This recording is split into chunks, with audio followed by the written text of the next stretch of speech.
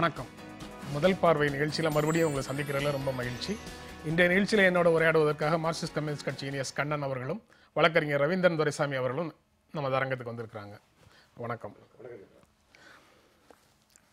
The true sign of intelligence is not knowledge but imagination அப்படின்னு ஒரு மேற்கோள் இன்னைக்கு ஒரு ஆங்கில நாளிதழில் போட்டிருக்கிறாங்க. அதாவது அறிவு அல்ல, கற்பனையே உங்களுடைய புத்திசாலித்தனத்திற்கான உண்மையான அறிகுறி அப்படின்னு சொல்றாங்க. அதை எப்படி பார்க்குறீங்க? அது நம்ம வெளிப்படுத்துகிற விதத்தில் கொஞ்சம் இமேஜினேஷன் சேர்ந்து அது மற்றவர்களை ஏற்க செய்யக்கூடிய வகையிலும் இன்னொரு அதை ஏற்க செய்கிறதுங்கிறது வந்து ஒரு கன்வின்சிங் வே ஆஃப் அணுகுமுறை. அதுக்கு ஒரு ப்ரூஃபும் தேவைப்படுது. அதுதான் உண்மையான நாலேஜாக இருக்க முடியும். ஆனால் இந்த விஷயம் வந்து எல்லாமே கற்பனை கலந்த ஒரு கண்டுபிடிப்புகளாக தான் உண்மைகள் எப்பயுமே இருந்திருக்கு. சரி, அந்த அந்த சென்ஸில் தான் நான் அதை பார்க்குறேன், அப்படி தான் புரிஞ்சுக்கிறேன். இப்போ இன்றைய சூழலை பொருத்தி பார்த்தோம்னா இதை தகவல்களை அறிந்து வைத்திருப்பது மட்டுமே புத்திசாலித்தனம் அல்ல. தகவல்களை அறிந்து வைத்திருப்பதை விட தகவல்களை எந்த அளவுக்கு மக்களிடத்தில் கொண்டு போய் சேர்க்கிறோங்கிறதும் ஒரு மிக முக்கியமான, தகவல்களை இன்டர்பிரட் பண்றதும், தகவல்கள் கொண்டு போய் சேர்ப்பதும், புரிந்து கொள்ள வேண்டிய செய்திகளை புரிந்து கொள்வதும் முக்கியம் அப்படிங்கிற மாதிரியான ஒரு பொருள் அதுல பார்க்கலாமா? நாலேஜ் மட்டுமில்ல, மற்றவங்க எப்படி ரியாக்ட் பண்ணுவாங்க, மற்றவங்க அதை எப்படி கொண்டு போவாங்க, அதுல ஒரு இமேஜினேஷன் வேணும். அது அதுல உள்ள ப்ரூடன் அப்ரோச், அதுதான் இமேஜினேட்டிங்கிறத சொல்றாங்க. ஸோ நாலேஜோட அடுத்து என்னங்கிறத சீர்தூக்கி யார் யார் எந்த விதமாக மூவ் பண்ணுறாங்கிறது பற்றிய ஒரு இமேஜினேட்டிவ் பொலிட்டிக்ஸ் தான் வெற்றியை கொடுக்குங்கிறது தான் கரெக்ட். தகவல் மட்டும் புத்திசாலித்தனம் இல்லை, அறிவு மட்டும் புத்திசாலித்தனம் இல்லை, கற்பனை தான் அப்படின்னு அது சொல்லுது. நம்ம முதல்ல பேச வேண்டிய ஒரு subject, politics is a dignified profession அப்படின்னு தமிழ்நாடு அமைச்சர் பாண்டியராஜன் லயோலா கல்லூரியில் பேசியதாக அந்த செய்தி இருக்கு. அரசியலே ஒரு கண்ணியமான தொழிலாக நீங்க பாருங்க அப்படின்னு சொல்லி மாணவர்கள்ட்ட அவர் சொல்றாரு. இதுவே வந்து ஒரு கற்பனை சார்ந்த விஷயமா? இது வந்து better to light a candle than to curse the டார்க்னஸ்ங்கிற அடிப்படையில் பார்க்கலாம். இன்னைக்குள்ள லெவலில் அரசியல் வந்து accumulating power and amassing wealth, இதுதான் இன்னைக்குள்ள அரசியல். இது வந்து இந்தியாவில் வந்து டாப் டு பாட்டம் வர அதுதான் இருக்கு. அதிகாரத்தை பிடிக்கணும், அதிகாரத்தை வச்சு பணத்தை சம்பாதிக்கணும், அந்த பணத்தை வச்சு மீண்டும் அதிகாரத்தை தக்க வைக்கணுங்கிறதா வந்து இந்திய நடைமுறை. பாண்டியராஜன் கட்சியும் அதுக்கு விதிவிலக்கல்ல. நான் அந்த கட்சியை மட்டும் சொல்ல விரும்பல, எல்லா கட்சியுமே அந்த டிகிரி வந்து வேரி ஆகும். அந்த மாதிரி தான் பெரும்பான்மையான நிலவரம் இன்னைக்கு இருக்குது. என்றாலும் பெட்டர் டு லைட் ஹேண்டிலுங்கிற அளவுக்கு இவர் ஒரு வார்த்தையை சொல்றதை வந்து வரவேற்கிறேன். இண்டிவிஜுவலாக அவரை பார்த்தா சோஃபார் அவரோட நடவடிக்கை வந்து பொதுவாழ்ல வந்து அவருக்கு பணத்தை இழந்த ஒரு நபராக தான் பார்க்குறேன். நாளைக்கு எப்படி இருக்க போறாருங்கிறத பற்றி உறுதி சொல்ல முடியாது. என்றாலும் ஒரு நல்ல விதமான ஒரு கருத்தை தான் அவர் சொல்லியிருக்கிறாரு. மற்ற ஊழலுங்க இதில் வந்து விதிவிலக்கு இல்லைன்னு சொல்ல முடியாது. ஒரு சில கட்சிகள் வந்து கண்ணியமாட்டி நியாயமாட்டும் சில மாநிலங்களை இருக்க தான் செய்கிறாங்க. கண்ணன், நீங்க எப்படி பார்க்குறீங்க? அதாவது இந்த வரிகள் வந்து ஒரு தேவைப்படக்கூடிய வரிகள் தான். இன்னைக்கு மக்களிடத்துல அரசியல்வாதிகளை பற்றிய புரிதல் எப்படி இருக்கு அப்படின்னு சொன்னா, கண்ணியமற்றவர்கள் எது முதல்ல அப்படிங்கிறது தான் மக்களிடம் இருக்கு. அந்த மக்களிடம் இருக்கிற கருத்தை உடைக்கிறதுக்காக அமைச்சர் சொல்லியிருக்கக்கூடிய மிக முக்கியமான தேவையான ஒரு வார்த்தையா தான் நான் பாக்குறேன். நீங்க கருத்து முதலா பொருள் முதலான்னு சொல்லி நீங்க பல விவாதங்களை நடத்தியிருப்பீங்க. ஆனா இங்க வந்து இப்படி சொல்ல வேண்டிய அவசியம் ஏன் வந்தது அப்படிங்கறத பொருள் பார்க்கிறது முக்கியம். அரசியல்வாதிகள் எல்லாரும் அரசியல்ங்கிற சேவையில அல்லது தொழில ஈடுபட்டிருக்கக்கூடிய எல்லாரும் மிகவும் நேர்மையாக நடந்து கொண்டு ரவீந்திரன் குறிப்பிட்ட மாதிரி அதிகாரத்தை கைப்பற்றுவதும் அதை பயன்படுத்தி பொருள் சேர்ப்பதுங்கிற மாதிரி இல்லாம இருந்து, ஆனா அவர்களை வந்து அப்படி இருப்பதாக மக்கள் கற்பனை செய்தாங்கன்னா இந்த இதை சொல்வதை புரிந்து கொள்ள முடியும். இப்ப மக்களிடத்தில் இருக்கக்கூடிய கருத்து, மக்கள் அனுபவபூர்வமாக இருக்கக்கூடிய கருத்து, எல்லாவற்றுக்கும் அரசியல்வாதிகளை போய் சந்திக்கிற போது முன்ன வந்து ஒரு அது எல்லா கட்சியிலுமே இருந்தாங்க. இன்னைக்கு அந்த எண்ணிக்கை குறைஞ்சிருக்கு. என்ன விஷயம் அப்படின்னு சொன்னா, ஒரு அரசியல்வாதியை தன்னுடைய குடியிருப்பு பகுதியில் போய் ஒரு பிரச்சனைக்காக அணுகக்கூடிய ஒரு சாமானிய மனிதன் அணுகுன போது அவர் வந்து அதற்கு ஒரு எதிர்பார்ப்பு வைக்கிறார். அந்த எதிர்பார்ப்பு வந்து மக்களிடம் வந்து ஒரு அதிருப்தியை உருவாக்குது. அந்த அதிருப்தி வந்து அரசியல் என்றாலே ஒரு கண்ணியமற்றவர்கள், நேர்மையற்றவர்கள் என்கிற பார்வையை ஒரு பொது கருத்தாக உருவாக்கப்பட்டிருக்கு. அந்த பொது கருத்துக்கு அதிகமாய் இருக்கக்கூடிய சூழல்ல இன்றைக்கு ஒரு அமைச்சர் அரசியல் என்பது ஒரு கண்ணியமான பணி அப்படின்னு சொல்லுவது வந்து இன்னைக்கு அது ஒரு தேவைப்படக்கூடிய விஷயம். அரசியல் இந்த சமூகத்தை ஒரு சரியான திசைவழியில் கொண்டு செல்லுவதற்கான ஒரு நிர்வாக பணியாக தான் அரசியலை பார்க்கணும். அந்த வகையில தான் வந்து அது கட்சி சார்ந்த அரசியலாக இருந்தாலும் சரி, சமூகம் சார்ந்த அரசியலாக இருந்தாலும் சரி, சட்டமன்றத்தில் இருந்தாலும் சரி இல்லாவிட்டாலும் சரி, ஒரு அரசியல்வாதி தன்னுடைய கண்ணியத்தை, நேர்மையை எல்லா நேரங்களிலும் மக்களுக்காக பயன்படுத்த வேண்டும் என்கிற எதிர்பார்ப்பு வந்து இன்னைக்கு குறைஞ்சிருக்கு. வி கேன் கெட் இட், அதாவது எல்லாத்தையும் வந்து காசு கொடுத்து வாங்கிக்கலாம் அப்படிங்கிற ஒரு பொது புத்தி இன்றைக்கு சமூகத்தில் உருவாக்கப்பட்டிருக்கு. அந்த பொது புத்தியை உடைப்பதற்கான விவாதம் தேவைப்படுது. அவர் சொல்லியிருக்கக்கூடிய இடம் வந்து என்னன்னா, லைலா காலேஜில் மனிதவளத்துறை சார்ந்த இளைஞர்களிடத்தில், மாணவர்களிடத்தில் பேசியிருக்கிறார். ஸோ ஒரு புதிய தலைமுறையிடத்தில் இப்படியான விஷயத்தை விவாதிக்க வேண்டிய அவசியம் இருக்கு. அதற்கு இந்த சொல்லாடல் நாம் பல வகையில் பயன்படுத்த வேண்டிய தேவை இருக்குன்னு தான் நான் நினைக்கிறேன். சொல்லாடலோடு நிறுத்தாமல் செயலில் நிறுத்த வேண்டிய தேவை இருக்கு. Leadership and ethics for the emerging future, வருங்காலத்திற்கான ஒரு தலைமை அண்ட் நெறிகள், தலைமை மற்றும் நெறிகள் தொடர்பான கருத்தரங்கத்தில் பேசும்போது அவர் சொல்றாரு, எதிர்காலத்திலேயாவது இது வந்து இப்படி ஒரு கண்ணியமான பணியாக இருக்கணும் அப்படின்னு அவருடைய எதிர்பார்ப்பை அவர் சொல்றாருன்னு அதை புரிஞ்சுக்கலாம். ஆனா அவர் வந்து இதுல என்ன பேசினாருங்கிறது தெரியல. ஆனா இங்க வந்து டிக்னிஃபைடு ப்ரொஃபஷன் தான் போட்டிருக்காங்க. ஓகே, அதாவது டிக்னிஃபைடு ஒர்க்னோ டிக்னிஃபைடு சர்வீஸ்னோ அதாவது பொலிட்டீஷியன்ஸ் வந்து அரசியல்வாதிகள் வந்து ரிஃப்ளெக்ஷன் ஆஃப் த சொசைட்டி, சமூகத்தின் பிரதிபலிப்பு தான். சமூகத்தை திருத்தணுங்கிற வேகத்தோட உள்ள இளைஞர்கள்ட்ட அவர் பேசியிருக்கிறார். நல்ல கருத்தை தான் பேசியிருக்கிறார். இது ஒரு கண்ணியமான ப்ரொஃபஷன் அல்லது இங்கே அதிகாரத்தை பயன்படுத்தி முறைகேடாக நடந்து கொள்வது இல்லை அப்படிங்கிற மாதிரி எக்ஸப்ஷனலாக சில கட்சிகள் இருக்கும் அப்படின்னு சொல்லி ரவீந்திரன் குறிப்பிட்டார். எந்தெந்த கட்சிகள்லாம் மனசில் வச்சுட்டு சொன்னார்னு நானும் கேட்கல. அவர் சொன்னதோடு அது நின்று போச்சு. இன்னொரு செய்தி வந்து, கேரள தொழில்துறை அமைச்சர் ராஜினாமா, அரசு பணி நியமன முறைகேடுகள் எதிரொலி அப்படின்னு தமிழில் செய்தி போட்டிருக்கிறாங்க. 2 நிறுவனங்கள், பொதுத்துறை நிறுவனங்கள்ல அவருக்கு உறவினர்கள் 2 வரை பணியில உயர் பதவிகளில் நியமனம் செய்தார் அப்படிங்கிறது அவர் மேல இருக்கிற சார்ஜ். அது தொடர்பாக அவர் நேற்று கட்சியிலிருந்து கண்டனம் தெரிவிக்கப்பட்டு அவர் ராஜினாமா செய்திருக்கிறார் அப்படிங்கிறது செய்தி. இதை எப்படி பார்க்குறீங்க? அதாவது அவர் அதை ஒப்புக்கொண்டு இருக்கிறார். அதான் நானும் செய்தியை படிக்கிற போது புரிஞ்சுக்கிட்டேன்.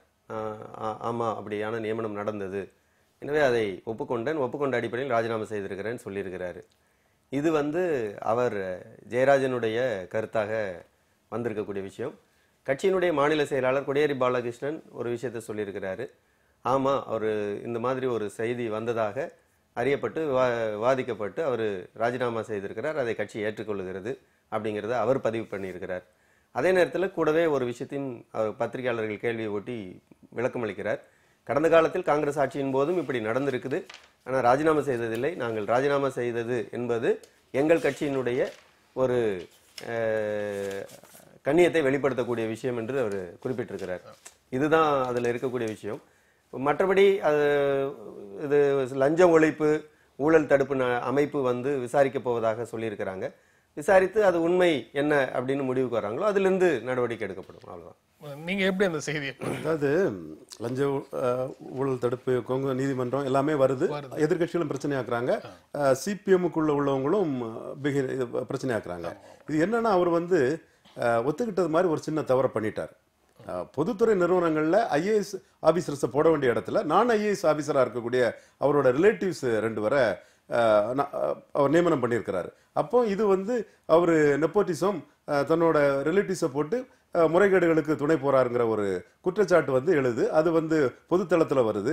பல ஊழல் எதிர்ப்பு அமைப்புகளும் இயக்கங்களும் அதை வந்து முன்னிலைப்படுத்தும் போது சிபிஎம்முக்கு தன்னோட கட்சிக்கு தன்னோட இமேஜை காப்பாற்றிக்க வேண்டிய ஒரு தர்ம சங்கடமான நிலைமை இருக்குது. இந்த கட்சிக்கு இவரோட உழைப்பு தியாகம் வந்து அபரிதமானது. ஜெயராஜனை பொறுத்த அளவில் நம்பர் 2 இருக்கிறாரு. மேலும் சிஎம் வந்து எப்படி ஜோதி பாசு வெஸ்ட் பெங்காலில் கட்சி இருந்தாலும் கூட அமாங் ஈக்குவல் மோர் ஈக்குவலுங்கிற மாதிரி ஒரு இண்டிவிஜுவல் சிஎம்மா வந்து ஒரு இமேஜை காப்பாற்றி அவர் வளர்ந்த மாதிரி, பின்னாடி விஜயனும் வந்து ஒரு பவர்ஃபுல் ஆர்கனைசர் இமேஜையும் தன்னை வளர்த்து மேலே வரணும்னு நினைக்கிறேன். ஏன்னா கட்சிக்குள்ளே அவரோட போட்டியாளர் வந்து இதோட நல்ல இமேஜில் வெளியே இருக்கிறதுனால தன்னோட இமேஜும் கடுமையாக இருக்கணுங்கிறது சிஎம்மும் நினைக்கிறாங்க. ஸோ கட்சி சிஎம்க்கு இமேஜ் அந்த அந்த கட்சியின் தன்மைகள் எல்லாம் சேர்ந்து வந்து ஒரு பெரிய மேஜர் அஃபென்ஸ் பண்ணிட்டாரு, அமாஸ் பண்ணிட்டாரு, ஊழல் பண்ணிட்டாருன்னு ஒரு சின்ன முறைகேடுக்காகவே அவர் ராஜினாமா பண்ண வேண்டிய நிலைமை வருது. அந்த அந்த கட்சியோட பொலிட் பியூரோவோட தாக்கம் தான் இது மெயின்.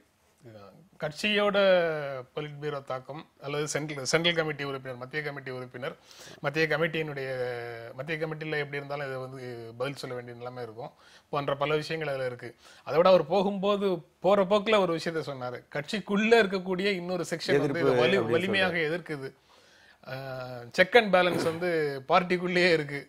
இல்ல எங்க கட்சியை பொறுத்தவரை வந்து எல்லா ஸ்ட்ரக்சர்ல சொல்லுவீங்க, பார்ட்டியினுடைய ஸ்ட்ரக்சர்ல சொல்லுவீங்க, இது நிர்வாகம், இது ரவீந்திரன் குறிப்பிடுறதோ நான் கேட்கறதோ ஸ்ட்ரக்சருக்குள்ள இருக்கக்கூடிய செக் அண்ட் பேலன்ஸ் இல்ல. இயல்பாகவே வி.எஸ். அச்சுதானந்தன் அப்படிங்கிற நபர் இமேஜ், அவருக்கு இருக்கிற இமேஜ் வந்து இது போன்ற நடவடிக்கைகள், இது போன்ற தவறுகள் நடக்கும்போது உடனடியாக இதை சுட்டி காட்டுறதுக்கு கட்சிக்குள்ள ஒரு செக்ஷனை வந்து எப்பவும் தயார் நிலையில வச்சிருக்குதா? இல்ல இது அப்படி இல்லை. எங்க கட்சியினுடைய அடிப்படை கோட்பாடுல மிக முக்கியமான ஒரு விஷயம் வந்து தவறு செய்தால் விமர்சிப்பது, தன்னைத்தானே சுய விமர்சனம் செய்து கொள்வது என்பது எங்களுடைய அமைப்பினுடைய மிக முக்கியமான ஒரு முழக்கம். அமைப்புக்குள் ஒவ்வொரு கட்சி உறுப்பினரும் பின்பற்ற வேண்டிய மிக முக்கியமான ஒரு முழக்கம். அந்த முழக்கத்தின் அடிப்படையிலேயே கட்சி வந்து தவறு செய்கிற பட்சத்தில் ஒரு அரசியல் நிலைப்பாட்டில், ஒரு பணியில பிரதிபலிக்கக்கூடிய விஷயத்திலேயே நாங்கள் விமர்சனம் சுய விமர்சனம் என்கிற கோட்பாட்டை, அந்த பிரின்சிபலை வந்து பின்பற்றுகிற ஒரு அணுகுமுறை இருக்குது. இது அரசு நிர்வாகத்தில் இத்தகைய அணுகுமுறை என்பது கடுமையான விமர்சனத்துக்குரியது அப்படிங்கிறது தான். அதனால கட்சியில வந்து கட்டாயமாக விமர்சனம் வந்திருக்கும், அதுல எந்த மாறுபட்ட கருத்தும் கிடையாது. அவர் சார் சொன்ன மாதிரி அத்தகைய விமர்சனம் நபர் சார்ந்தல்ல, அது நபரின் நடவடிக்கை சார்ந்து.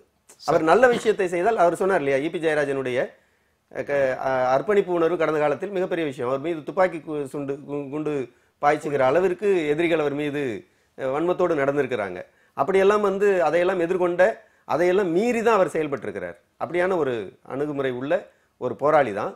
இதில் வந்து அவர் ஒப்புக்கொண்டிருக்கிறார் என்கிற முறையில் அதுக்கு அடுத்த கட்சி நடவடிக்கை என்பது இருக்கும். அதுல எந்த மாறுபட்ட கருத்தும் இல்லை. அது நபர் சார்ந்து இல்ல அப்படின்னு இல்ல நீங்க அவர் சொல்வது பாலிசி கட்சி அப்படி சொல்றாரு. என்னாலும் கூட நபர் சார்ந்து வந்து யதார்த்த அரசியல் நபர் சார்ந்து இருக்குது. ஏன்னா அந்த கட்சிக்கு வந்து ஸ்டேட் செக்ரட்டரியா இருந்து இப்போ சீஃப் மினிஸ்டர் கூடிய பின்னாரி விஜயன் தான் பெரிய அசெட். அதாவது அந்த மிகப்பெரிய ஆர்கனைசர். பட் கட்சியும் தாண்டி பொதுமக்கள் மத்தியில் வந்து பாப்புலாரிட்டியோட இருக்குது வி.எஸ். அச்சுதானந்தன். அவர் பேசக்கூடிய ப்ராப்பர்ட்டி இன் பப்ளிக் லைஃப்னு பேசக்கூடிய பல விஷயங்கள் வந்து சிபிஎம்மோட நிலைப்பாட்டுக்கே சிக்கலாக வரக்கூடிய அளவுக்கு இருந்து, அந்த அளவுக்கு ஆனால் பொதுமக்கள் மத்தியில் அது நேர்மையான நிலைப்பாடு என்று பேசப்படதா இருந்து, இப்போ அவர் வந்து பியூரிட்டனாட்ட அதை பேசுறதுக்கு வாய்ப்புகள் இருக்கு. அதுக்கு இடம் கொடுக்கிறதுக்கும் விஜயனை சார்ந்தவர்களும் விரும்பல. இது வந்து பொது வழியில இந்த அரசியலும் உள்ள இருக்கத்தான் செய்யுது.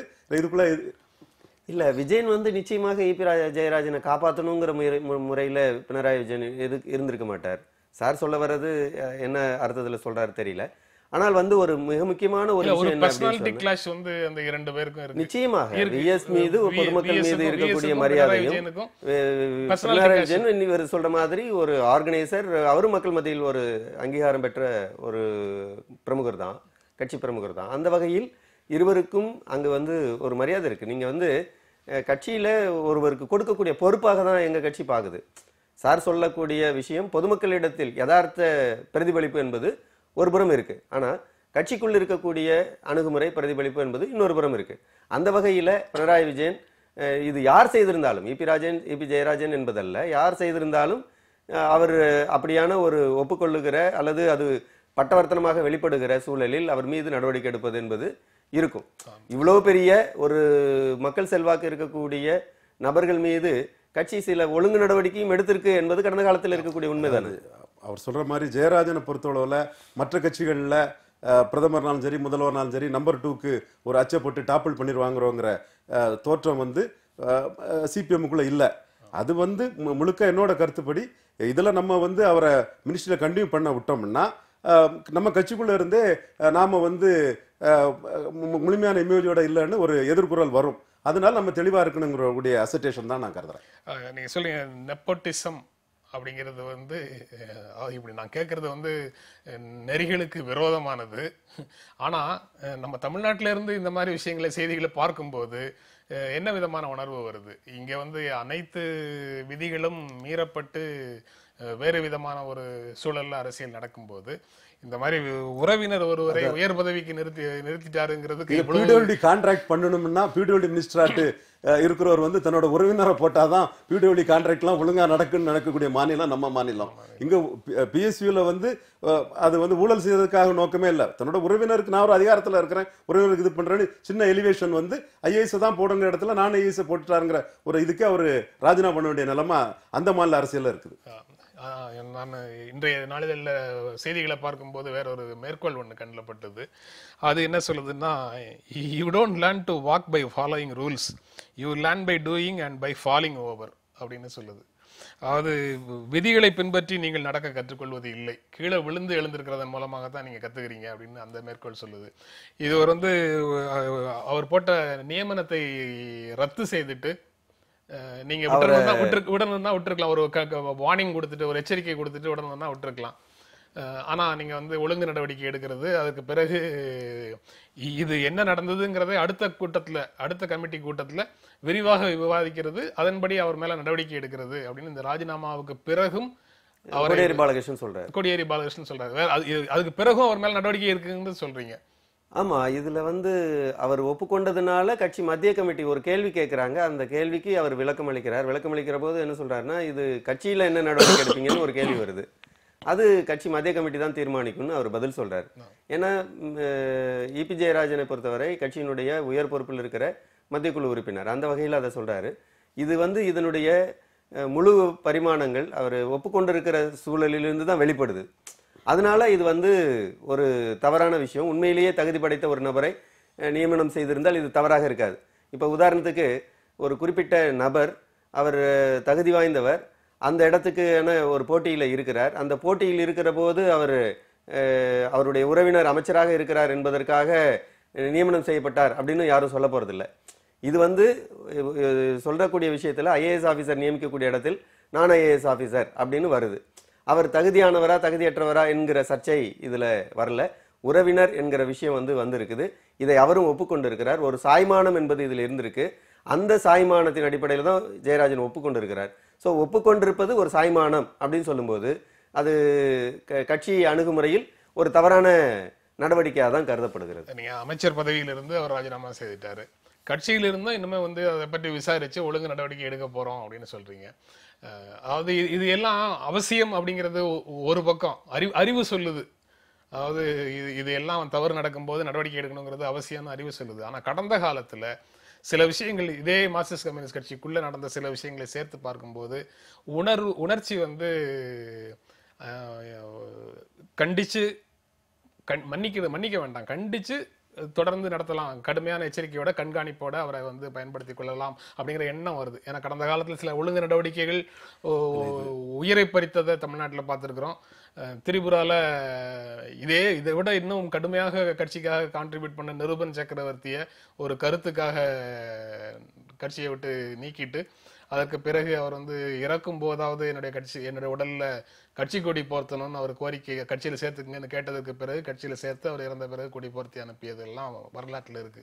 கடுமையாக நடவடிக்கை எடுக்கிறாங்களோன்னு சில சமயத்துல இதுல உணர்வு வருது.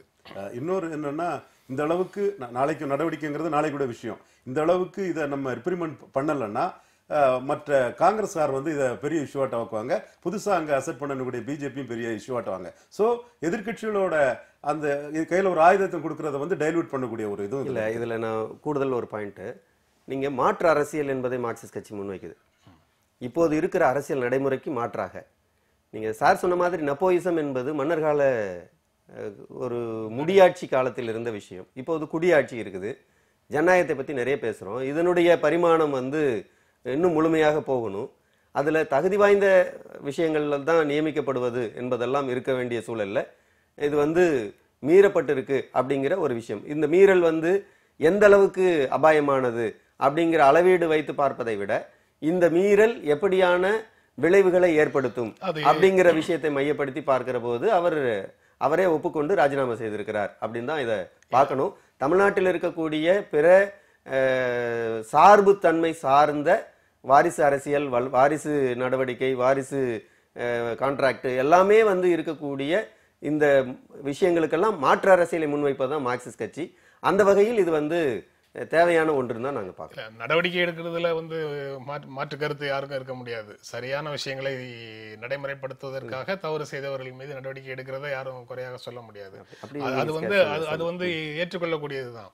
இருந்தாலும் நாம் இருக்கக்கூடிய பகுதியில் நம்ம சுற்றி என்ன நடக்குதுங்கிறத சேர்த்து பார்க்கும்போது, இந்த கடந்த காலத்துல உங்க கட்சியில நடந்த சில விஷயங்களையும் சேர்த்து பார்க்கும்போது அதனுடைய விளைவுகள் வந்து நீங்க நினைச்சதற்கு மாறான விளைவுகளாக சில விஷயங்கள் போகும்போது கடுமையாக நடவடிக்கை எடுக்கிறீங்களோ அப்படிங்கிற ஒரு உணர்வு சேர்ந்து வருவதை தவிர்க்க முடியல. அதுலதான் வந்து ஒரு சின்ன விளக்கத்தை கொடுக்க வேண்டிய பொறுப்பு இருக்கு. எங்க கட்சியில வந்து நீங்க உயர் பொறுப்பில் இருக்கிற போது அவருடைய நடவடிக்கைகள் இன்னும் உயர்வாக இருக்கணுங்கிறத மிக மிக மிக உயர்வான முன்னுதாரணமாக இருக்க வேண்டும் என்று எதிர்பார்க்கிறோம்.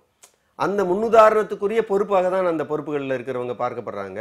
அந்த வகையில தான் வந்து மிக பெரிய ஒரு சுதந்திர போராட்ட வீரர், திரிபுரால கட்சி வளர்ச்சிக்கு அடித்தளமிட்டு கொடுத்த நிர்பன் சக்கரவர்த்தி போன்றவர்கள் பார்க்கப்பட்டிருக்காங்க. அதனாலதான் அந்த நடவடிக்கை.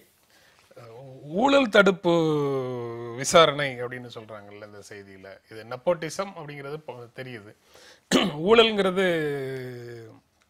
ஊழல்ங்கிறதுக்குள்ள நெப்போட்டிசமும் வரும் அப்படின்ற பொருள்ல எல்லாம் கரப்ஷன், அது எல்லாமே ஃபேவரிட்டிசம், நெப்போட்டிசம் எல்லாமே ஃபார் கெயின், அனுகூலம் பண்றது, அந்த அடிப்படையில் வரக்கூடிய ஒரு இதுதான் நெப்போட்டிசம் வந்து ஊழலுக்குள்ள தான். ஆனா நம்ம மனநிலையில வந்து ஃபார் கெயின், லாபம் பெறுவதற்காக அல்லது ஆதாயத்திற்காக செய்யற விஷயங்கள் மட்டும்தான் ஊழல்ங்கிற மாதிரி ஒரு பொருள் ஆதாயம்ங்கிறது மட்டும்தான் ஊழல்ங்கிற மாதிரி ஒரு இமேஜ் இருக்கு. முறைகேடு பணம் பெற்றுட்டு செய்யலாம், ஜாதிக்காரனுக்கு செய்யலாம், சொந்தக்காரனுக்கு செய்யலாம், வேண்டியவனுக்கு செய்யலாம். அது எதுனாலும் முறைகேடு தான் அந்த இடத்துல. இது அந்த முறைகேடுக்குள்ள கன்சிடரேஷன் படமா இருக்கலாம், இனமா இருக்கலாம், உறவா இருக்கலாம், பலதும் இருக்கலாம்.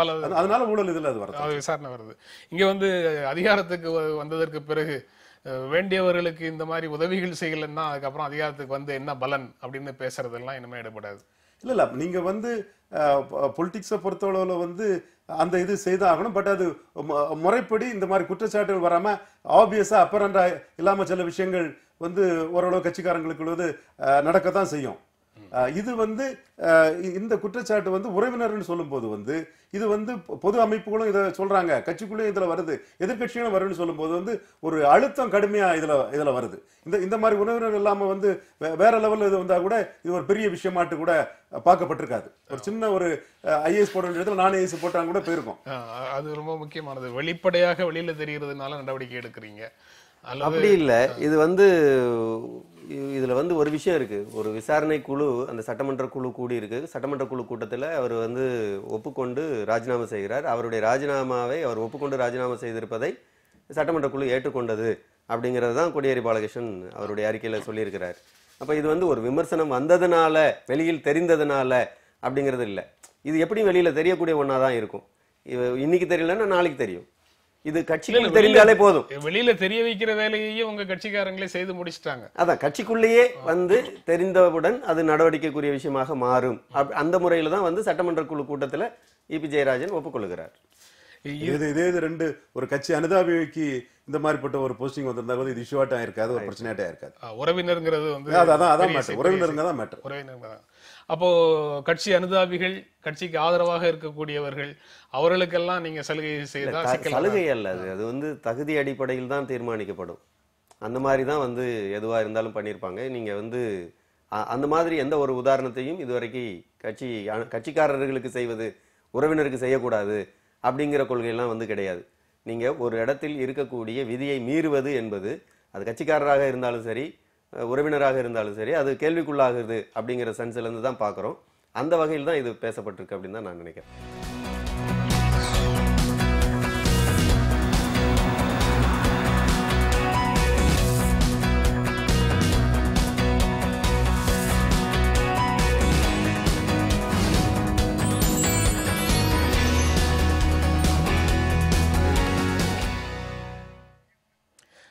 தமிழக அமைச்சர்கள் ஓ பன்னீர்செல்வம், எடப்பாடி பழனிசாமி இருவரையும் மு.க. ஸ்டாலின் சந்தித்து பேசினார். எதிர்க்கட்சித் தலைவர் மு.க. ஸ்டாலின் சந்தித்து பேசினார்.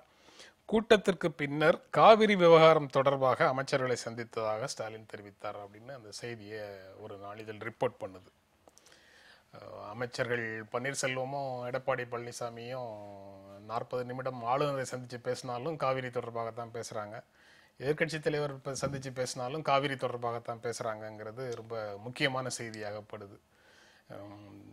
இந்த ரிப்போர்ட்டிங்லேயே காவிரி தொடர்பாக பேசியதாக ஸ்டாலின் தெரிவித்தார் அப்படின்னு சொல்றாங்க. அந்த செய்தியை எப்படி பார்க்குறீங்க?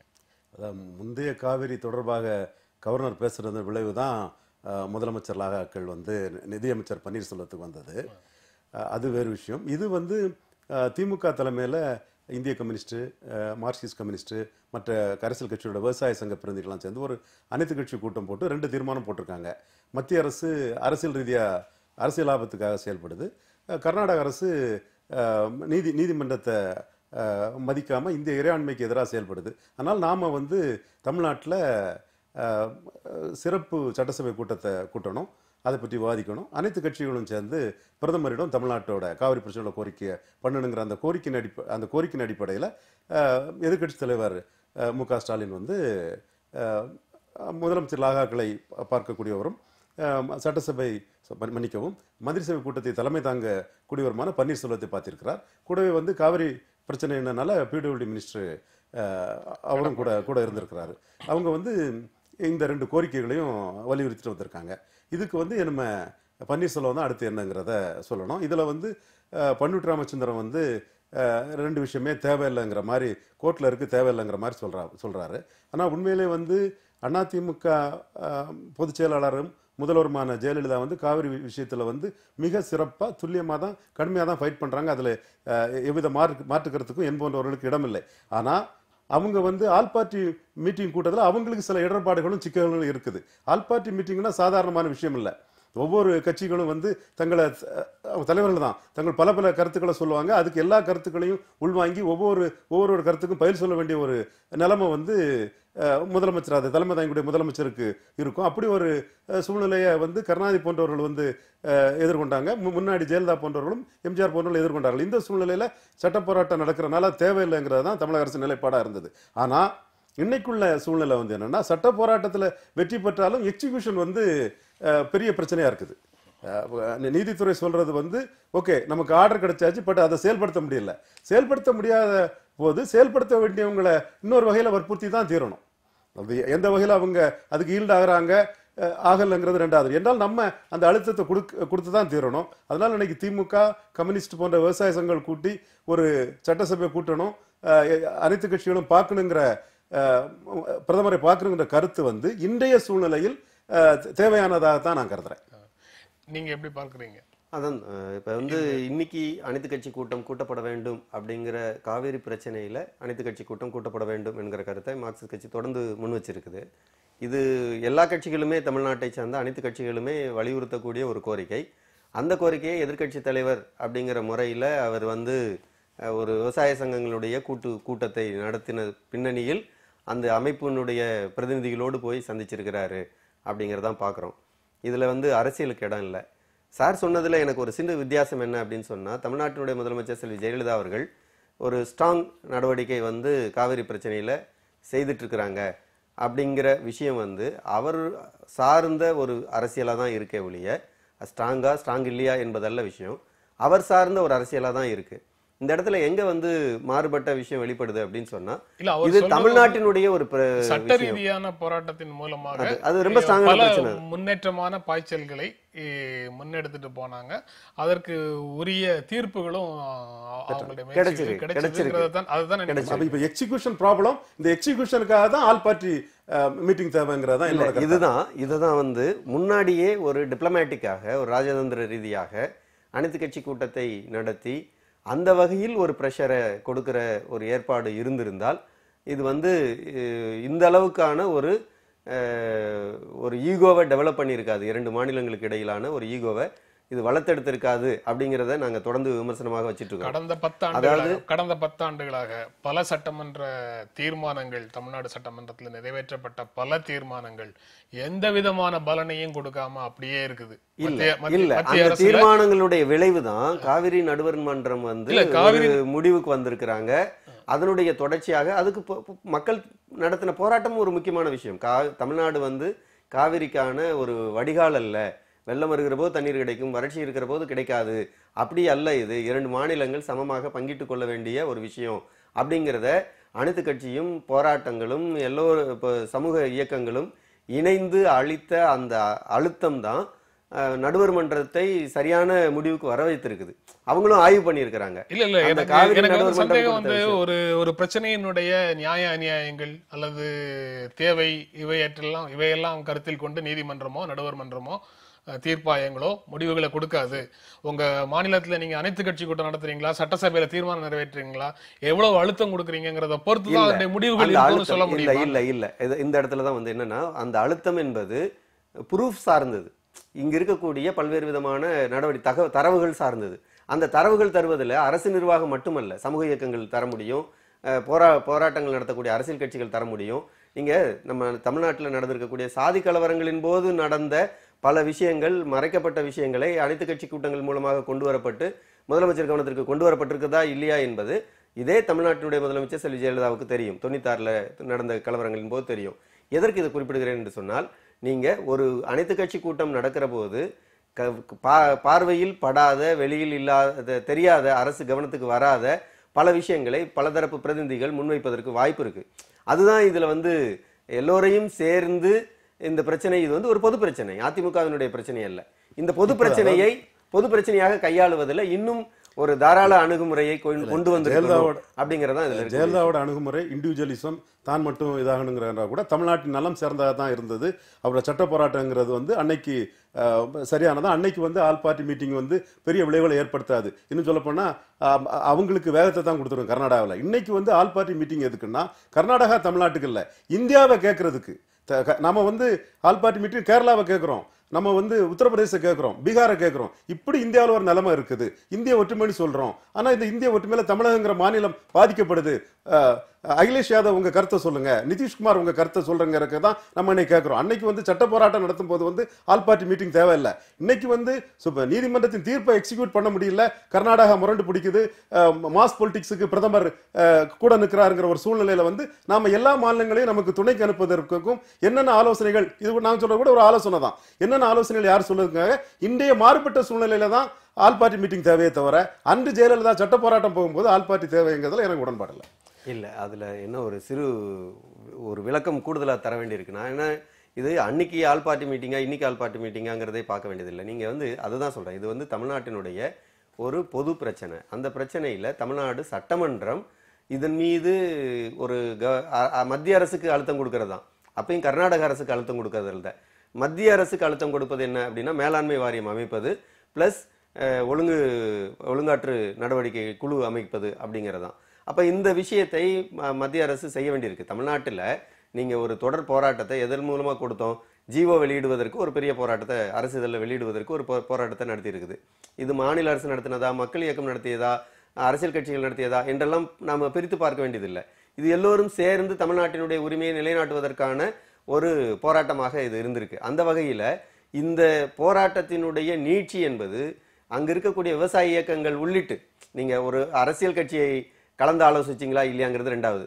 ஆனா அங்க இருக்கக்கூடிய விவசாய இயக்கங்கள் எப்படியான விஷயத்தை பண்ணியிருக்கிறோம். உதாரணத்துக்கு நாங்க வந்து திரும்ப திரும்ப சொல்றாங்க, நாங்க இவ்வளோ 1000 ஏக்கர் நிலம் வந்து ஒருபோக விளைச்சலை இழந்திருக்கு, அது நெல் உற்பத்தியை பாதிச்சிருக்கு, அது வந்து பல்வேறு இதையெல்லாம் ஒரு அரசு சம்பந்தப்பட்ட தொழிலில் ஈடுபட்டு இருக்கக்கூடிய அந்த இயக்க பிரதிநிதிகளை விவாதிப்பதில் என்ன தவறு இருக்க முடியும்? அந்த வகையில் இது ஒரு மிக முக்கியமான தேவை இருக்குது. அந்த இயக்க பிரதிநிதிகள் பிளஸ் அங்க இருக்கக்கூடிய பல்வேறு அரசியல் கட்சியை சார்ந்தவர்களை இணைத்து செயலாற்றுவது இன்றைக்கு இந்த கோரிக்கைகளோட மு.க. ஸ்டாலின் வந்து நிதியமைச்சரையும் பொதுப்பணித்துறை அமைச்சரையும் சந்தித்த மாதிரி விவசாய சங்கங்கள் தங்களுடைய தரவுகளோட இவர்களை சந்திக்க முடியாதா? இதை கொடுக்க முடியாதா? சந்திக்கலாம். அந்த தகவல்கள் எல்லாத்தையும் வச்சு அரசு மாநில அரசு வந்து மத்திய அரசுக்கு அழுத்தம் கொடுக்கறதுங்கிறது நிச்சயமாக செய்திருக்க முடியும். நீங்க வந்து சட்ட ரீதியாக நடக்கக்கூடிய விஷயங்கள்ல எல்லாத்துலயும் தீர்ப்பாயத்திலையும் நீதிமன்றத்திலையும் சாதகமான கருத்துக்களை, சாதகமான தீர்ப்புகளை வாங்கிட்டு அதை நடைமுறைப்படுத்து அப்படிங்கிறதுக்கும் இங்க வந்து போராட்டங்கள் நடத்தணும்னு சொல்றது இந்த ஜூரிஸ்ப்ரூடன்ஸை, இந்த நீதி அமைப்பை கேள்விக்குள்ளாக்குது இல்ல, கேள்விக்குள்ள லெவல்ல அது இருக்குங்கிறது அவமானம் தானே. அதை சரி செய்ய வேண்டிய பொறுப்பு அவங்களுக்கு இருக்கா இல்ல நமக்கு இருக்கான்னு கேக்குறேன். அல்ல, நிச்சயமாக மத்திய அரசுக்கு இந்த பொறுப்பு கூடுதலாக இருக்கு. அதனாலதான் மத்திய அரசை நிர்பந்திக்க வேண்டிய அவசியம் இருக்கு. இதுல என்ன ஒரு நிலைமைன்னு சொன்னா, அதிமுக வந்து மிக சரியான நடவடிக்கை எடுத்துக்கொண்டிருக்கு அப்படிங்கிறது உண்மை அப்படின்னு சொல்லும் பட்சத்தில், அது உண்மைதான், நான் ஒன்றும் மறுக்கல. ஆனா அப்படி எடுக்கிற அரசு தன்னை முன்னிறுத்திக் கொள்வதற்கு தமிழ்நாட்டினுடைய 37 எம்பிக்கள் அல்லது ராஜ்யசபா எம்பிக்கள் எல்லோரும் சேர்ந்து பிரதமரை சந்திக்க போன நேரத்தில் பிரதமர் அனுமதிக்கலையே. அப்ப இந்த இடத்துல வந்து கேள்வி வந்து அதிமுகவுக்கும் மத்திய அரசுக்குமான மோதல் என்று நிறுத்துவதா, தமிழக அரசுக்கும் மத்திய அரசுக்குமான மோதல் என்று முன்னிறுத்துவது பொருத்தமா இருக்குமா என்பது பார்த்தால், தமிழ்நாடு அரசுக்கும் மத்திய அரசுக்குமான மோதல் என்று முன்னிறுத்துகிற போதுதான் உரிமையை பெற முடியும். ஆனா திரும்ப திரும்ப இங்க அதிமுகவை முன்னிறுத்துவது என்பது தமிழ்நாட்டுக்கு பயனளிக்காது. இப்ப இந்த இடத்துல தான் அதிமுக தவறு செய்ததாக நான் குறிப்பிட விரும்புறேன். தமிழ்நாடு ஒரு குறிப்பிட்ட பிரச்சனைக்காக தமிழ்நாடு முதலமைச்சர் கடிதம் சட்டத்துக்கும் தனியாக குறிப்பிட்ட பிரச்சனைக்காக தமிழ்நாடு சட்டமன்றம் தீர்மானம் ஏற்றுவதோ அதிமுகவை முன்னிறுத்துறதாக பொருளான்னு கேக்குறேன். அதாவது சட்டமன்ற தீர்மானம் ஆகும்போது தமிழ்நாட்டினுடைய பிரச்சனையாக அது முதலமைச்சர் கடிதம் வந்து அதிமுக எழுதுற கடிதமா? இல்ல, முதலமைச்சர் கடிதமாக நான் பார்க்கல. அது வந்து முதலமைச்சர் அனைத்து கட்சி கூட்டத்தின் கடிதமாக எழுதியிருந்தால் அதுக்கு கிடைக்கக்கூடிய ரியாக்ஷன் வேற. வெறுமனே முதலமைச்சர் எழுதக்கூடிய மக்கள் வந்து வாக்களித்து ஆட்சி அதிகாரத்தை ஒரு இரண்டாவது முறையாக கொடுக்குது. இரண்டாவது முறை அதை விட அதிக அதிகாரம் கொண்டது அனைத்து கட்சி கூட்டம் மூலமாக கிடைக்கக்கூடிய அதிகாரம் பொருளா நீங்க சொல்றீங்க? இல்ல, அப்படி இல்ல. அதாவது தமிழ்நாட்டினுடைய ஒட்டுமொத்த குரலாக பார்க்கணும், தமிழ்நாட்டினுடைய ஒட்டுமொத்த குரலாக பார்க்கணும். காவிரியில மட்டும் இல்ல, காவிரி பிரச்சனையில மட்டும் இல்ல, அடிப்படையில வேறு பல்வேறு பிரச்சனைகளுக்காக தமிழ்நாட்டில் சட்டமன்ற தீர்மானம் நடந்திருக்குது, ஏற்றி இருக்கிறோம். அவை எல்லாவற்றிலும் மத்திய அரசு தன்னுடைய நிலை என்ன அப்படிங்கறதையாவது நீங்க இந்த இடத்துல தான் நான் கேள்வி கேட்க விரும்புறேன். நான் என்ன வெளிப்படுத்த விரும்புறேன் அப்படின்னு சொன்னா, பிரதமர் ஏன் அதிமுகவினுடைய எம்பிக்களை சந்திக்கல? சரி, முதலமைச்சருடைய கடிதத்துக்கு ரெஸ்பான்ஸ் இல்ல, அதிமுக எம்பிக்களை சந்திப்பதற்கு அனுமதி தரல, மேலாண்மை வாரியத்தை கோர்ட் சொன்ன பிறகும் மத்திய அரசு மேலாண்மை வாரியத்தை அமைக்க முடியாது, அதற்கு நாடாளுமன்றம் ஒப்புதல் சொல்றது. இப்படி எல்லாம் நடக்குதுன்னு வரிசையா நிகழ்வுகள் சொல்றீங்கல்ல, இது எல்லாத்துலயும் எந்த பக்கம் தவறு இழைச்சிருக்கிறதோ அந்த பக்கத்துல உங்களுடைய போக்கஸை வைக்காம போக்கஸை நீங்க இங்க திருப்பியே இல்லைன்னு கேக்குறேன். இல்ல, மத்திய அரசுக்கு அழுத்தம் தருவதற்கு நான் மட்டும் போகும்போது, அதிமுக மட்டும் போகும்போது ரெஸ்பான்ஸ் இல்லை என்று சொல்லுகிற போது, மத்திய அரசுக்கான அழுத்தத்தை தர வேண்டிய பொறுப்பு மாநிலத்தை ஆளுகிற கட்சி அதிமுக தமிழ்நாட்டினுடைய இதர கட்சிகளையும் விவசாய இயக்கங்களையும் சமூக இயக்கங்களையும் இணைத்து கொண்டு செல்லணும் அப்படிங்கறதான முக்கியமான விஷயம். இப்ப இஷ்யூ அது இல்லைங்க, அது நடந்த கதை, அதுல இப்ப பேசியது இல்ல. இப்போ வந்து இந்திய இறையாண்மை, இந்திய ஒற்றுமை, ஏக இந்தியாங்கிறதுல தமிழகம் பாதிக்கப்படுது. அப்போ நான் இந்திய நாட்டு தேசபக்தியோட என் நாடு என் மக்கள்னு இருக்கக்கூடியவங்க அப்படி இருக்கிறதுனால என் மாநிலம் பாதிக்கப்படுது. அப்ப இதுக்கு நாம குரல் கேட்க வேண்டிய யார்கிட்ட வந்து நமக்கு நீதி கிடைக்கல. நீதிமன்றம் ஒரு தீர்ப்பு கொடுத்ததும் கர்நாடகாவோட மேன் பவர்ல வந்து அந்த தீர்ப்பை வந்து நிறைவேற்ற முடியல. அப்ப நாம வந்து ஏக இந்தியா, இந்திய ஒற்றுமைன்னு சொல்லும் போது வந்து இந்தியாவில் பல மாநிலங்கள் இருக்கு, பல ஸ்டேக் ஹோல்டர்ஸ் இருக்காங்க, பல கட்சிகள் இருக்காங்க. அவங்க எல்லாத்துக்கிட்டையுமே வந்து நம்ம நியாயங்களை கொண்டு போறது ஓரளவாவது நமக்கு நன்மை பயக்கும். அந்த இஷ்யூக்கு வந்து இன்னைக்கு ஆல் பார்ட்டி மீட்டிங்கும் இந்தியாவில் உள்ள அனைத்து மாநில முதல்வர்களை நாம இப்படி ஒரு இப்படியே சூழ்நிலை இருந்தா இந்திய இறையாண்மை கேள்விக்குறியாகும். இதை நீங்க விரும்புறீங்களா? இதுல வந்து நியாயம் நடக்கிறதுக்கு நீங்க வந்து அழுத்தம் கொடுங்கிறத வந்து அவங்கள நமக்கு ஆதரவான கருத்துருவாக்கம் அவங்கள்ட்ட ஏற்படுத்தக்கூடிய முயற்சிக்கு அது பயன்படும்னா இன்னைக்கு அது பயன்படும். நேற்று தினம் வந்து நீங்க சொல்ற மாதிரி தான் சிஎம் தனியா இருந்து கவர்மெண்ட் தனியா கோர்ட்ல அந்த அதிகாரத்தை தமிழ்நாடு மக்கள் அன்னைக்கு ஆல் பார்ட்டி மீட்டிங் போட்டு ஃபைட் பண்றது ஒண்ணுதான். அன்னைக்கு ஆல் பார்ட்டி மீட்டிங் தேவையில்லைங்கிறதா என்னோட கருத்து. ஆனா இன்னைக்கு ஆல் பார்ட்டி மீட்டிங் இந்திய அளவுல இந்திய இறையாண்மையை கேள்விக்குறி ஆகுது. இதுக்கு இந்திய இறையாண்மை பேசக்கூடியவர்கள், இந்திய ஒற்றுமை பேசக்கூடியவர்கள், பல மாநில முதல்வர்கள் உங்கள் கருத்து என்ன? தமிழகத்தின் நியாயத்தை நீங்க சொல்ல மாட்டீங்களான்னு நமக்கு வந்து வலு சேர்க்கிறதுக்கு ஒரு அனைத்து கட்சி கூட்டம் இன்னைக்கு தேவைன்னு நான் கருதுறேன். சார் சொன்ன ரெண்டாவது கருத்துல நானும் உடன்படுறேன். இன்னைக்கு தேவை வந்து யூனியன் கவர்மெண்ட் ஆஃப் இந்தியா வந்து ஒரு யூனியன் கவர்மெண்ட் என்கிற முறையில் இந்திய ஒன்றியம் என்று சொல்லுகிற போது இந்த கூட்டாட்சி தத்துவத்தில் ஏற்பட்டிருக்கக்கூடிய இடையூறை நாம வந்து பிற மாநிலத்தினுடைய நபர்களோடு பகிர்ந்து கொள்ள வேண்டிய அவசியம் இருக்கு. அவர்களுடைய அரசியல் அழுத்தத்தையும் மத்திய அரசுக்கு தர வேண்டிய தேவை என்பது இருக்குது. அந்த வகையில் நீங்க வந்து ஒரு நிர்பந்தத்தை தருவது என்பது இந்தியா சார்ந்த ஒரு அரசியல். இங்கு வரக்கூடிய விஷயம் என்ன அப்படின்னு சொன்னா, இப்போது மத்திய மாநில அமைச்சரவைக்கு தலைமை தாங்கக்கூடிய திரு பன்னீர்செல்வம் அவர்களிடத்துல விவசாய சங்க பிரதிநிதிகளோடு சேர்ந்து எதிர்கட்சி தலைவர் ஸ்டாலின் சந்திச்சிருக்கிறாங்க. அப்ப அந்த வகையில் இது வந்து நாங்க பேசுறோம் சொல்லக்கூடிய நேரத்திலேயே பிரச்சனை எங்க வருது அப்படின்னு சொன்னா, திரு பண்டுட்டி ராமச்சந்திரன் அனைத்து கட்சி கூட்டம் தேவையில்லை என்று வலியுறுத்துகிறார். சரி, இதுதான் வந்து அதிமுகவிற்குள் இருக்கக்கூடிய ஒரு தனித்தன்மையை வெளிப்படுத்துகிற ஒரு விஷயமாக பார்க்க வேண்டியிருக்கு. நீங்க எந்த இடத்திலுமே வந்து மாநிலம் சார்ந்த பிரச்சனையாக பார்க்காமல் அதிமுகவினுடைய சுய கௌரவம் சார்ந்த விஷயமாக வெளிப்படுத்துவது என்பது எப்படி சரியா இருக்க முடியும்? இதுல வந்து காவிரி என்பது விவசாயிகளுடைய கௌரவம் சார்ந்த விஷயம். தமிழ்நாடு ராமச்சந்திரன் நிலையை ஆதரிக்கிறதோ அல்லது உங்களுடைய நிலையை ஆதரிக்கிறதோ எனக்கு பிரச்சனை இல்லை. ஆனா எனக்கு உண்டான சந்தேகம், இது நேற்று முளைச்ச பிரச்சனையா? இதுல தமிழ்நாட்டில் இருக்கக்கூடிய அனைத்து கட்சிகளுடைய நிலை என்னங்கிறது இந்தியாவில் உள்ள யாருக்கும் தெரியாதா? எல்லாருக்கும் தெரியும் தானே? கண்டிப்பாக, எனக்கு அதுல எல்லாம் மாறுபட்ட கருத்து இல்லை. ஆனா இந்த விஷயத்தை ஒரு கூட்டான குரலில் கொண்டு செல்வதற்கு இப்ப தமிழ்நாட்டினுடைய எம்பிக்கள் மொத்தமாக போய் சந்திக்கலாம். நான் மீண்டும் மீண்டும் எங்க வந்து நிக்கிறோம்னா, தன்னை போக்கஸ் பண்ணி கொள்ளுகிற ஒரு அணுகுமுறையில் அதிமுக வந்து நிற்பது என்பது ஆரோக்கியமற்ற அரசியல் அப்படிங்கிற விஷயத்திலிருந்து தான் இந்த அனைத்து கட்சி கூட்டம், அனைத்து கட்சிகளின் அனைத்து விவசாய சங்கங்கள், சமூக இயக்கங்கள் எல்லோரும் சேர்ந்து செய்யக்கூடிய ஒரு பிரதிநிதித்துவம். இல்லைன்னா என்ன ஆகும் அப்படின்னு சொன்னா, தொடர்ந்து ஒரு போராட்டமாக மட்டுமே நடந்துட்டு இருக்கும். நீங்க வந்து இந்த போராட்டத்தின் மூலமான ஒரு அழுத்தம் அப்படிங்கிறது நீங்க ஒண்ணும் இல்ல. நீங்க உச்சநீதிமன்றம் ஒரு தீர்ப்பு கொடுத்துருச்சு. கொடுத்த பிறகு கர்நாடகாவில் ஒரு போராட்டம், அந்த போராட்டத்துக்கு எதிர்விளைவாக தமிழ்நாட்டில் நடக்குது. அப்ப இரண்டு அரசுகளையுமே உச்சநீதிமன்றம் கண்டிக்குது. அப்படின்னா இரண்டு அரசுகளையும் கண்டிப்பது, சட்டம் ஒழுங்கை காப்பாற்றுங்க அப்படிங்கறதோட நிறுத்திட முடியுமா? உச்சநீதிமன்றம் அப்படிதான் செய்ய முடியும். தீர்மானம் தீர்ப்பு கொடுத்தது உச்சநீதிமன்றம், செயல்படுத்த மறுப்பது கர்நாடகம். நீங்க வந்து கர்நாடகாவை கண்டிக்காம தமிழ்நாட்டை சேர்த்து கண்டிக்கிறதுங்கிறது அதான் இந்த இடத்துல தான் அந்த கேப். அது வந்து அனைத்து கட்சி கூட்டம் நடக்காதனாலதான் அவங்க கண்டிக்கிறாங்க, ஏற்க முடியாது. அப்படி இல்ல, அனைத்து கட்சி நீங்க அதிமுக ஆதரவு விவசாய இயக்கங்களும் போய் பிரதமரை பார்க்கட்டும், திமுக ஆதரவு விவசாய இயக்கங்களும் போய் பிரதமரை பார்க்கட்டும், மக்கள் நல கூட்டணிக்கு ஆதரவான விவசாய இயக்கங்களும் போய் பிரதமரை பார்க்கட்டும், பாரதிய ஜனதாவும் அவர்களுக்கு தமிழ்நாட்டினுடைய குரலாக இருக்க முடியும், கட்சிகளின் குரலாக தானே. ஒரு வாரம் முழுக்க அதை செய்தியாக்குங்க. வாரம் முழுக்க எல்லா மாநில தலைவர்களுடைய கவனத்தையும் ஈர்ங்க. ஏற்கனவே பிரித்தாளும் சூழ்ச்சி வலுவாக நடந்துகிட்டு இருக்கக்கூடிய ஒரு மாநிலத்துல இங்க பாஜக வந்து தன்னை தப்பித்துக் கொள்வதற்கான நடவடிக்கை தானே இருக்க முடியும். மத்திய அரசுக்கு தலைமை தாங்கக்கூடிய பாஜக அது கர்நாடகத்தில் ஒரு நிலையும் தமிழ்நாட்டில் ஒரு நிலையும் எடுக்குது. குறிப்பாக உச்சநீதிமன்றம் தீர்ப்பு கொடுத்த பிறகு அது வந்து மேலாண்மை வாரியத்தை அமைக்க வேண்டிய பொறுப்பு எங்களுக்கு இல்ல அப்படின்னு சொல்லுது. உச்சநீதிமன்றம் சட்டம் அறியாததா? உச்சநீதிமன்றம் இந்திய நாடாளுமன்ற முறை அறியாதா? உச்சநீதிமன்றம் அது சொன்ன பிறகு மத்திய அரசு நிராகரிக்குது. 18ஆம் தேதி உச்சநீதிமன்றம் என்ன சொல்லுது அப்படிங்கிறதுக்கு பிறகு தமிழ்நாட்டினுடைய நிலைக்கு பெரிய பாதிப்பை ஏற்படுத்துற அளவுக்கு உச்சநீதிமன்றம் ஏதேனும் சொன்னா அதற்கு பிறகு இங்க ஒரு மூவ்மெண்ட் வேணுங்கிறத புரிஞ்சுக்க முடியுது. காவிரி பிரச்சனையோட இந்தியா இறையாண்மை தான் இப்ப பிரச்சனை.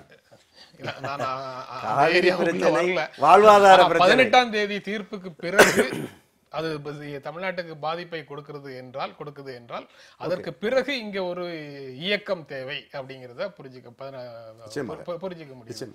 இப்போ வந்து 18ஆம் தேதி அப்படிங்கும் போது இது இடையில வந்து அனைத்து கட்சி கூட்டம்ங்கிறது அவரவர்கள் அரசியல் ஆதாயத்துக்காக வைக்கக்கூடிய கோரிக்கை தவிர அவங்க எப்படி நிராகரிக்கிறதுல ஒரு அரசியல் ஆதாயம் இருக்கோ அதே மாதிரி இந்த கோரிக்கையிலயும் ஒரு அரசியல் ஆதாயம் இருக்கு அப்படிங்கிறது தான். 18ஆம் தேதிக்கு பார்க்கலாம். 18ஆம் தேதிக்கு பிறகு பார்க்கலாம்.